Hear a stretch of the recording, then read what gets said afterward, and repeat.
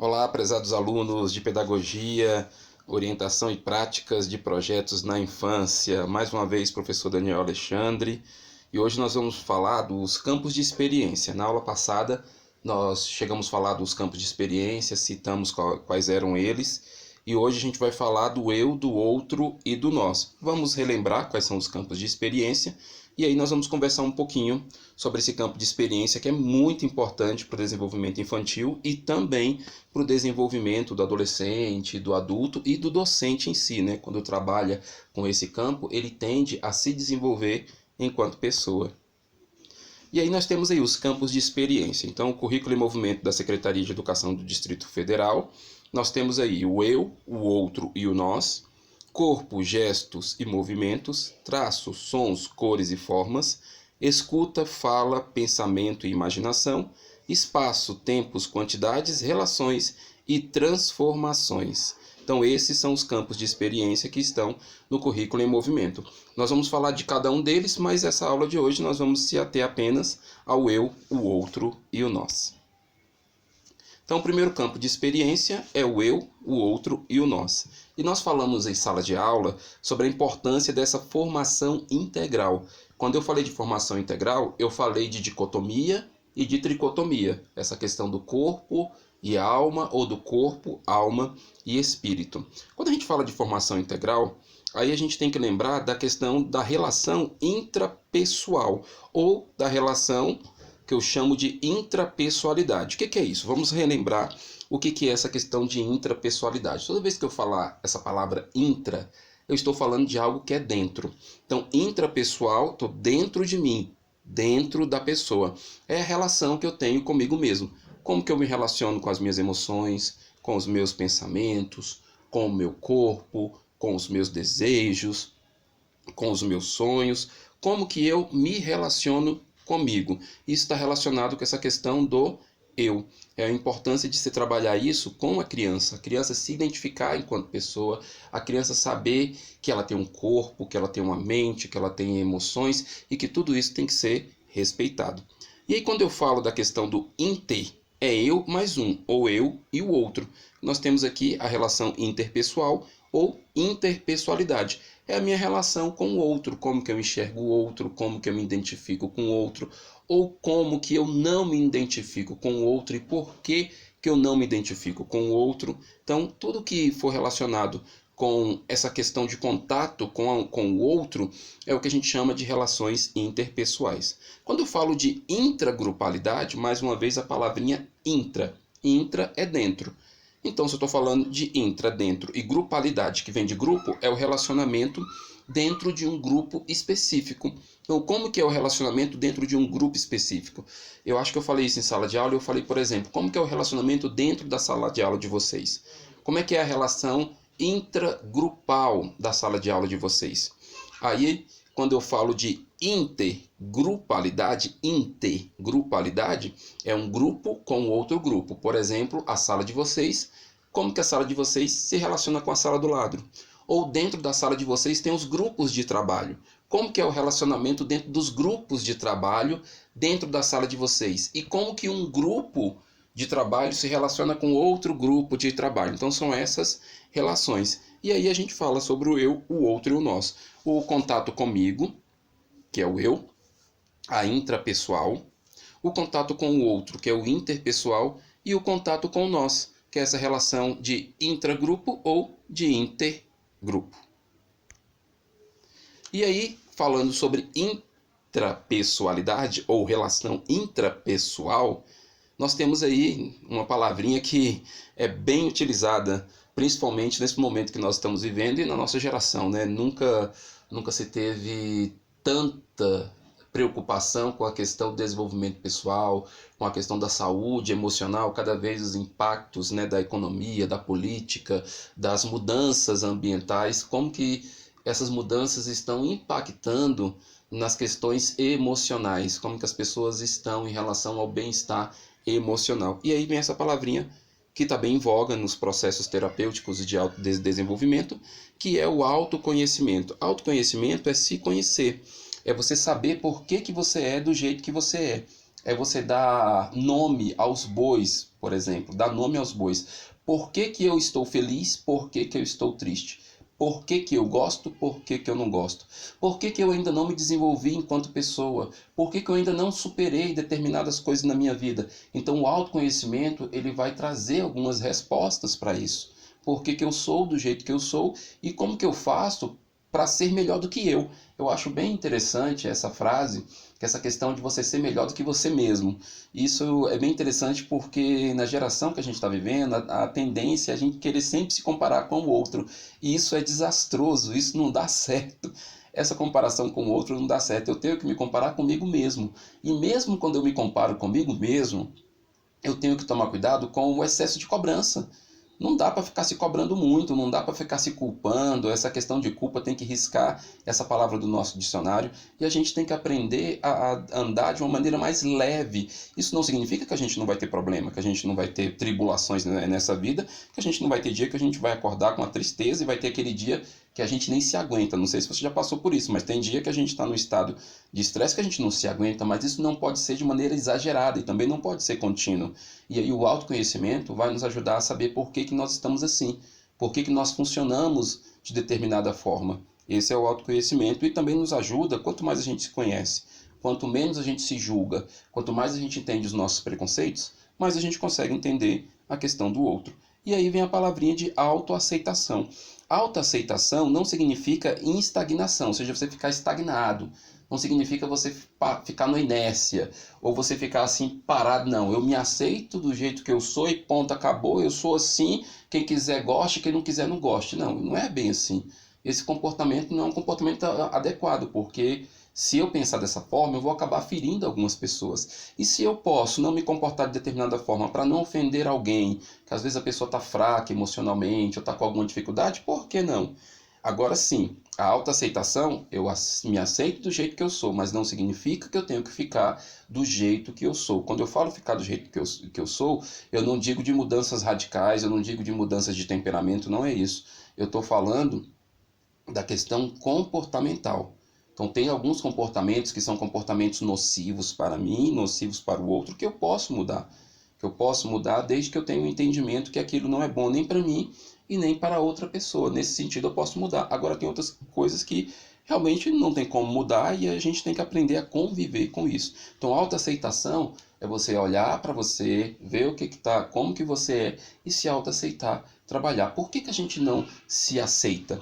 Por causa dos padrões pré-estabelecidos, da ditadura que existe em relação a padrão de sucesso, a padrão de beleza, a padrão financeiro, a padrão de estudo. Então tem padrão para tudo. Então como a sociedade impõe isso, o mercado capitalista, né, o movimento capitalista impõe isso, nós temos muita dificuldade de nos aceitar, porque a gente sempre vai olhar e vai ter sempre alguém melhor que a gente. Ou não, porque são coisas que são lançadas no mercado. E quanto mais você olha para essas coisas, pior você se vê e assim por diante. Tem algumas pessoas que já se resolveram, já estão tranquilas, isso é maravilhoso. Só que aí existe essa questão do processo de autoaceitação. E dentro disso nós temos o desenvolvimento pessoal. Então, desenvolvimento pessoal é o quê? Se eu tenho autoconhecimento, se eu tenho autoaceitação, logo eu me desenvolvo enquanto pessoa. Me desenvolvo intelectualmente, me desenvolvo fisicamente, me desenvolvo emocionalmente. Lembrando para vocês que a gente nunca vai ser perfeito. É esses cursos que tem aí prometendo pare de sofrer, você vai ser perfeito, você vai resolver tudo. A gente tem que tomar um pouco de cuidado, tá? Às vezes a gente encontra respostas de como que a gente é e por que que a gente é daquele jeito. Mas às vezes tem coisas que a gente não consegue mudar e a gente tem que acostumar com isso e saber conviver com essas tribulações e com a imperfeição da vida, porque a vida é imperfeita, nós somos imperfeitos. Inclusive tem o livro aqui que eu indico para vocês quando vocês tiverem um tempinho, que é A Coragem de Ser Imperfeito, da Brené Brown. Esse livro foi um dos melhores livros que eu já li e ele tem uma base científica extraordinária. Eu indico ele para vocês, inclusive eu acho que ele está disponibilizado no Aluno Online, se vocês quiserem. E ela fala justamente isso, a questão da gente reconhecer a nossa vulnerabilidade. Então eu tenho que reconhecer que eu sou vulnerável, que eu sou fraco em determinadas situações, e às vezes eu fico com vergonha sim, às vezes eu me sinto fraco sim, e isso é normal, tá tudo bem. Como diz o pessoal do Corpo Explica, tá tudo bem, tá tudo certo, não tem por que eu ficar me desesperando por essas coisas, porque senão eu vou ter outro problema. Eu já estou envergonhado, eu já estou me sentindo triste, eu já estou me sentindo fraco. Aí agora eu me cobro e me julgo porque eu estou dessa forma. Aí vira um círculo vicioso e a gente não sai disso e o adoecimento é cada vez pior. Por isso que a gente não consegue, às vezes, nem lidar com a gente e nem lidar com o outro. Tem outro livro aí que eu acho bem interessante, que é o do psicólogo, terapeuta Carl Rogers, que se chama Tornar-se Pessoa. Eu não sei se eu publiquei ele para vocês. Ele é um livro um pouco mais difícil de ler, é um pouco mais demorado. Ele é um livro clássico, então assim, ele é antigo. Mas ele fala o quê? Fala dessa importância da gente se reconhecer enquanto pessoa, da gente trabalhar a questão da empatia, tanto com o outro e também da autoempatia. Ou seja, a autocompaixão. Também tem um pouco de compaixão comigo. Da mesma maneira como eu tenho compaixão com o outro, como eu tenho empatia com o outro, eu também saber entender que eu tenho algumas coisas que eu preciso mudar e que eu vou mudar a partir do momento que eu estiver pronto para aquilo.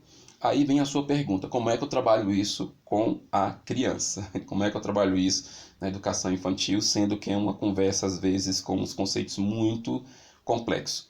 Você vai trabalhar com a criança, falando para a criança que ela é o que ela deve ser, que ela é bonita do jeito que ela é perfeita do jeito que ela é, que ela vai se desenvolver, que ela vai crescer, que ela vai se transformar, que ela não vai ficar daquele jeito e que aquilo que ela tem é o suficiente para aquele momento.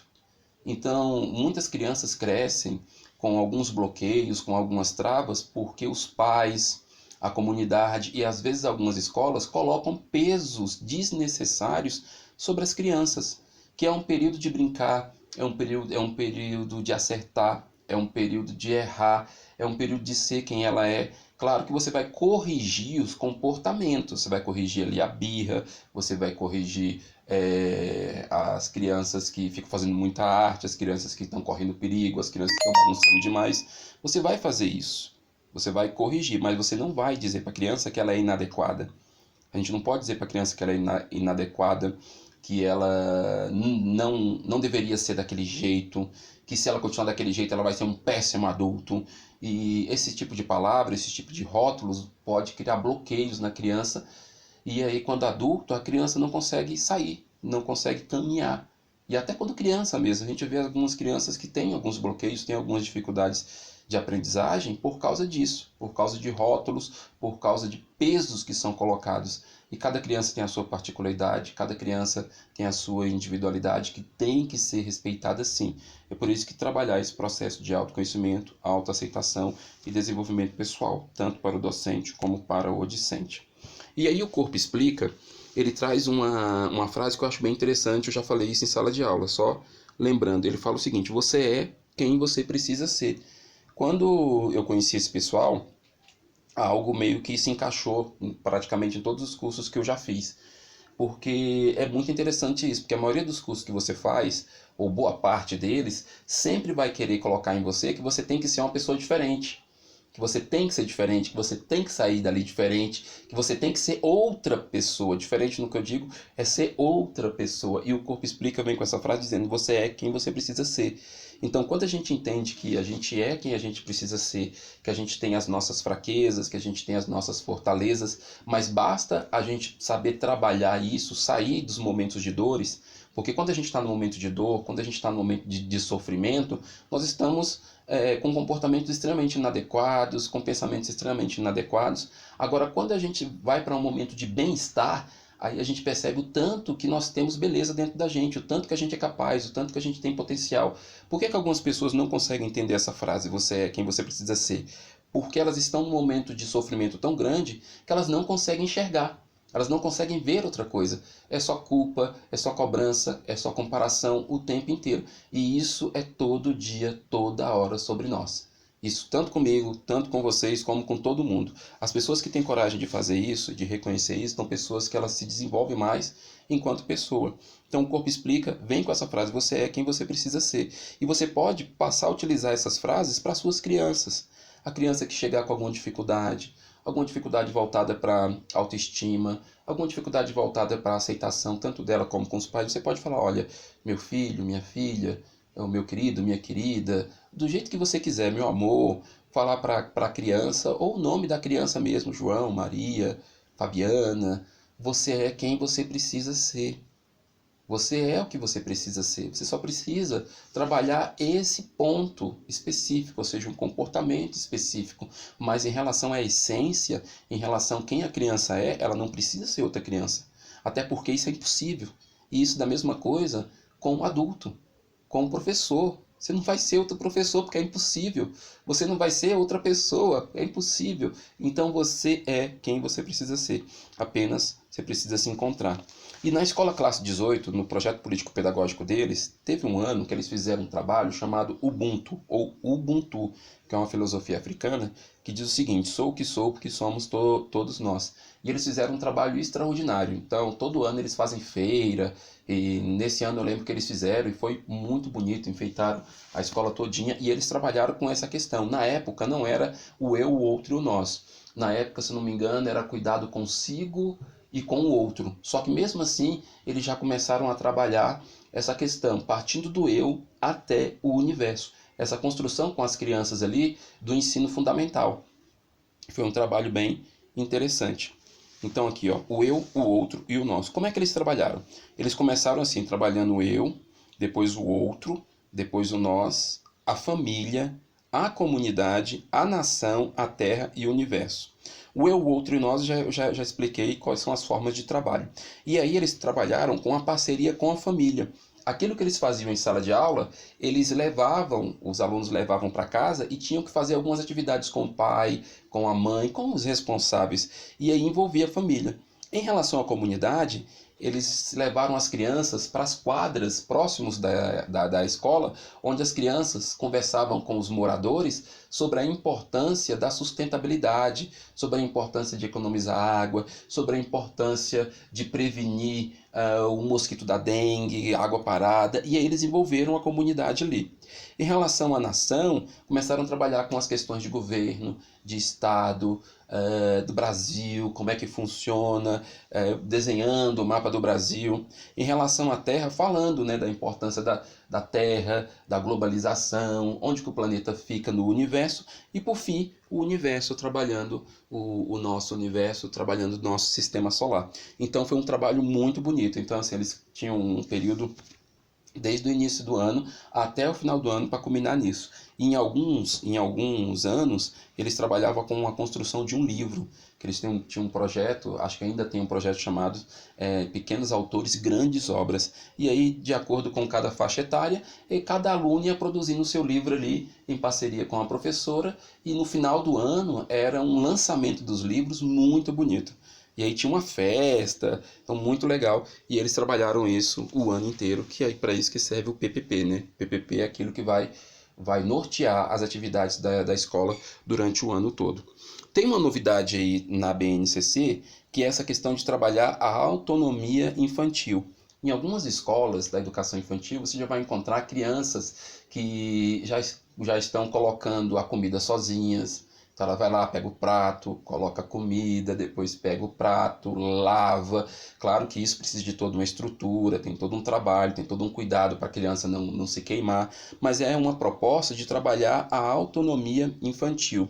Não sei se vocês já chegaram nessa parte, onde vai falar do processo montessoriano. Então a Montessori, Maria Montessori, ela vai falar sobre isso, dessa importância de desenvolver a autonomia da criança desde os pequenos anos até de bebê. Inclusive, se vocês tiverem curiosidade, depois vocês procurem na internet quarto montessoriano.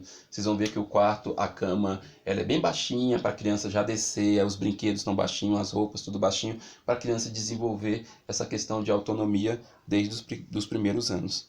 E aí a Escola Classe 18 tinha aí, ó, construção da noção e entendimento do impacto das ações individuais e da vida em sociedade. Então eles trabalharam isso praticamente o ano todo. Qual o impacto, né, das minhas ações individuais e o impacto na sociedade. Oh, coisa boa, se todo adulto entendesse esse princípio.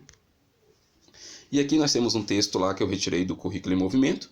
Este campo de experiência propõe que as crianças descubram a si mesmas, aos grupos dos quais fazem parte, família ou responsáveis, instituições de educação para a primeira infância, igreja, academia e por diante, e outros coletivos, do sentido de formar sua identidade e alteridade. Alteridade significa diferente, tá? Fomenta-se o fornecimento das crianças nos seus grupos e o respeito aos demais que delas diferem, elementos fundamentais da beleza e riqueza da diversidade humana. Então esse é um texto retirado lá do Currículo em Movimento, que fala do trabalho do eu, do outro e do nós. Aqui é uma imagem lá de uma das feiras, né? Esse aí sou eu, estava sem barba na época. E aí tinha esse quadro que eu achei muito bonito, onde eles falavam de educação integral. Aí tinha lá uma roupa de médico e tal, uma brincadeira lá. E ali tem alguns trabalhos das crianças e tudo que eles pretendiam trabalhar, né? Essa transformação, essa educação integral. Aí, no caso, a educação integral seria o dia todo, e aí eles falavam qual era o projeto deles e assim por diante. Aí um outro mural lá que foi feito das artes, né, brincando e reciclando, a importância de explicar para as crianças a diferença entre reciclagem e reutilização, e aí alguns quadros de alguns anos. Então a gente vai ver aqui que esses quadros aqui de alguns anos mais avançados, e aí tinha o trabalho aí das artes, como trabalhar com as cores, como trabalhar com as formas. A gente vê um pouquinho aí de um autor bem conhecido. E aí, o próximo, eles iam trabalhar esteroides, anabolizantes, álcool, maconha, essa questão das drogas, né? Outros ansiolíticos também eles trabalhavam ali. Outros ansiolíticos não, que isso aí não são ansiolíticos, né? Mas eles trabalhavam também. Tem outro quadrinho que eles trabalhavam ansiolíticos, calmantes, e aí falando para as crianças, né? A importância de não usar isso, o perigo com essas coisas, e levando isso a uma certa conscientização. Teve um espaço que eles trabalharam com as questões assim do retrô, né? E aí várias, eu só separei essas fotos aqui, se vocês quiserem ver, depois vocês podem entrar lá no meu Facebook. E aí tem nos meus álbuns, vocês vão encontrar lá feiras culturais, se eu não me engano o nome do álbum, Feiras Culturais Escola Classe 18, tem mais de 300 fotos. E vocês vão ver muitas coisas, inclusive, não sei se a disciplina de vocês, que vocês estão tendo que preparar um plano de aula com alguns temas. Lá tem um monte de tema, lá tem um monte de coisa que vocês poderiam aproveitar se vocês quisessem para tirar alguma ideia, alguma coisa assim. Então tem um álbum lá no meu Facebook, lá com muita coisa. E um deles aí, ó, que eles fizeram foi essa questão do retrô. Então trouxeram aqui um retroprojetor, esse aqui, né? Retroprojetor, eu tive a experiência de trabalhar com retroprojetor, transparências, era uma maravilha. Quem tinha retroprojetor era chique, né? Então você já chegava com retroprojetor, a sua aula era diferente. Aí você tinha que colocar a transparência, tirar a transparência. Eu cheguei a imprimir transparência, eu comprava transparência, imprimia, dependendo da impressora e dependendo do tipo de transparência que você comprava, quando ia imprimir ela derretia, era uma loucura, mas quando você conseguia fazer era bem interessante. Aí você guardava as transparências numa pastinha para você sempre estar utilizando nas outras aulas. Aí tem uma máquina de escrever e esse sonzão aí da época aí que era a febre, né? Quem é mais ou menos da minha idade vai saber muito bem que quem tinha um som desse era maravilha, né? Colocava do lado de fora de casa e fazia a festa. E eles utilizaram isso para falar com as crianças, trazendo essa questão do retrô, explicando para as crianças a evolução e assim por diante. Outro texto do Currículo em Movimento, ó, a proposta perpassa a constituição da autonomia, da autorregulação, do autocuidado, bem como dos sentimentos de reciprocidade. A partir desse entendimento, o cuidado com os outros, com o meio ambiente, o pertencimento e a responsabilidade com as pessoas, os animais, a natureza e o planeta também são reforçados. Então vai falar o seguinte, que a proposta ela vai perpassar, ou seja, ela não vai ficar só no campo da autonomia, do autocuidado, só em relação a mim, em relação aos meus sentimentos, em relação à reciprocidade com o outro. Não, ela vai mais além. Vai para o cuidado com todas as pessoas, com os animais, a natureza, o planeta e também outras coisas, tudo que envolve o universo. Então é o que propõe o currículo em movimento. E isso vai depender do professor, quais as atividades que ele vai trabalhar em sala de aula, para reforçar isso com as suas crianças, claro, que numa linguagem de acordo com a faixa etária e de acordo com o entendimento e com o limite de cada aluno, né, pessoal? Então a gente conversa dessa forma, mas de repente, de acordo com cada aluno, você vai modificando a sua linguagem. E aí, mais uma frase aí, a beleza do aprendizado é poder dizer, fez sentido na vida, ou seja, fez sentido na minha vida. A beleza de aprender alguma coisa é quando a gente aprende algo, ou quando a gente conhece algo e fala, nossa, que legal, isso realmente fez sentido na minha vida ou na vida do outro. E aí, essa é a importância de trabalhar o eu, o outro e o nós. Pessoal, dúvidas, mandem lá pelo WhatsApp. Um abraço, fiquem com Deus, até a próxima aula.